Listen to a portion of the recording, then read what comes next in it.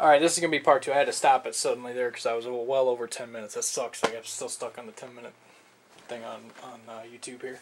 But anyway, once you say, like I said, it comes with 100 preloaded ballistic charts in here. But say you reload your own ammo, or you're switching from this to another gun. My buddy 155mm wanted asked me this question earlier. I sent him a message back, but I'm gonna. It's easier for me to explain it than type it out. But he had asked if he could switch it from his new 98B to say his AR to go out plinking with. And my answer to that is yeah. All you need to know is your muzzle velocity for say the 98 Bravo.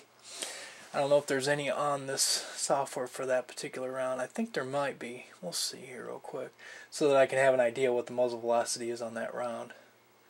338 Lapua. Muzzle velocity on those is, it varies. From 2800 to 3050. I believe, yeah. We'll say 2800 to 3050. Is the muzzle velocity on the 338. So we'll say you're running we'll say the 2850 338 Lapua. So you come down and you find that on your ballistic table here, which is 338 LG, and you'll go into the menu and find the 338 LG number here, and then you'll enter that into your cartridge select on your bores, and that will be the cartridge number that will show up on the left side here. And then you zero your rifle and you zero your cartridge in the computer here, and then it'll set it up at default for 100 yards. And then from then on, the scope will know with that particular cartridge that you're using, it'll take off from 100 yards and do exactly what this is doing for my 50 here. It'll go, if you have whatever that little readout says, that's what your elevation dial is set at. And whatever your elevation dial is set at, it'll do its. You have to do your part too. There are some marksmanship skills that are involved in this, as far as doing your part, as far as judging wind, holding, or knowing when to shoot, or dialing in on your windage dial for wind. But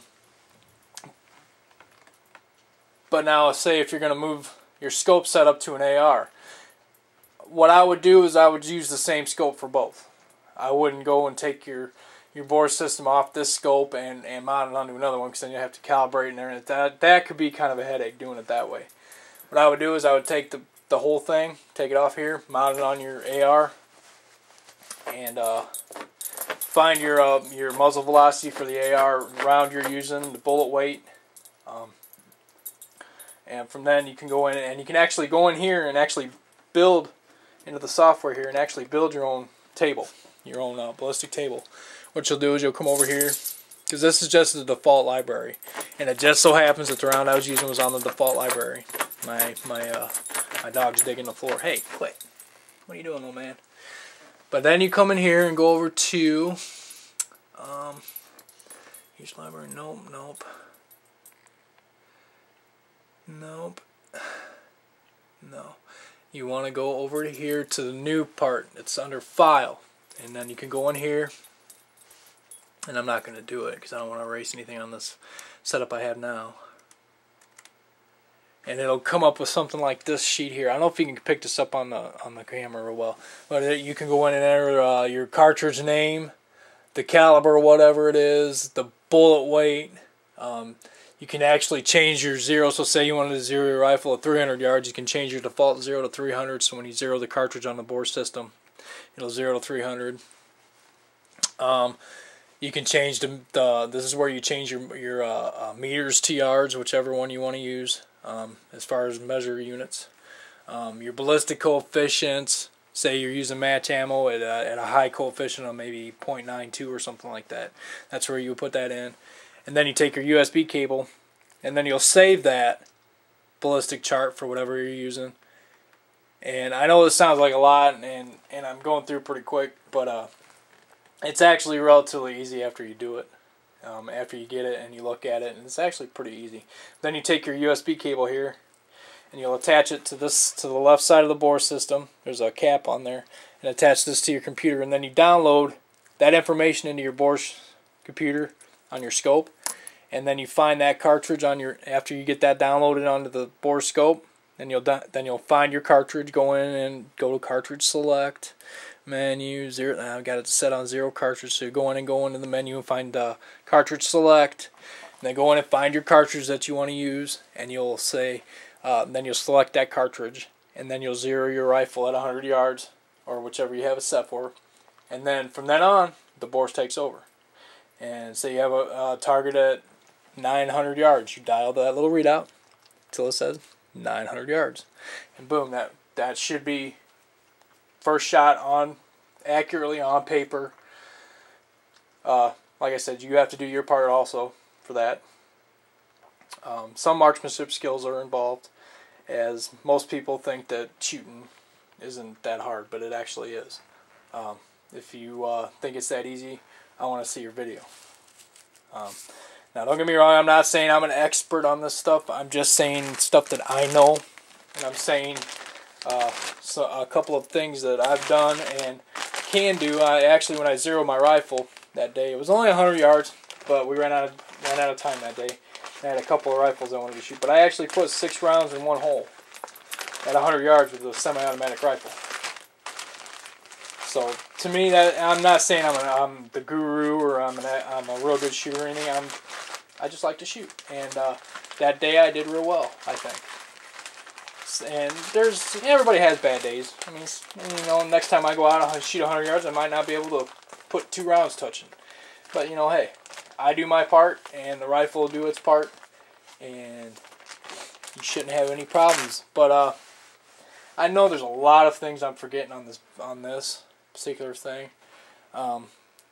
This is there's a little line. I don't know if you can see that here. Let me zoom in again real quick before I end this series. There's a little line right there. I don't know if you can see it. There's a little line right there. See it? Right there. That is me. That's telling me right now that this rifle is perfectly centered. It's perfectly flat this way. It's not canted. It's perfect. So that's telling me all I have to do is take a glimpse up here if I'm aiming at a target and see if my rifle's canted this way. It'll go over that way. Or if my rifle's canted the other way, it'll go that way. And then all I have to do is reposition it to where that little line is centered right there. So then the rifle's perfectly straight. And it's not canted to one side or another, so your crosshairs are perfectly level in there. As long as your scope's level. And that's another video. But as long as your scope is actually levelly mounted onto your rifle, that's telling me right now that my crosshairs are perfectly horizontal and up and down. But now, say if I'm canted to the left a little bit, and that moves over that way a bit, that's going to throw your shot off. It's going to be you're not going to hit your target. You're going to be canted to the right or the left, whichever way you're canted on this, whichever way you have the rifle sitting. But that's one thing to remember. Like I said, though, once you zero your cartridge out, after that it's easy. And some people say I'm cheating when I'm using this, but I'm saying I'm putting more rounds down range than you are. And most of the people that say that are saying, well, you 100 yards isn't very far. Well, let's see your video of it. I want to see you put 6 rounds in the same hole. You know, and see, I have actually a little bit of extra dial here. That's just because this is particularly where it's zeroed. And this rail that I'm using on this rifle here, it's actually a 27 minute of angle rail, if I'm not mistaken. I have to go look that up again. I'm almost positive it's 27 minute of angle Picatinny rail on this particular rifle. I'm running out of time again. I may do a third part just to do a close on it and everything else. So I'm going to stop it here and then we'll go to the third part. I'm hoping the first part works because it may be a little bit too long because it ran about 10 minutes 20 seconds. So we'll see. If it runs a little long, I have to edit a little bit off of it. So I'll be right back.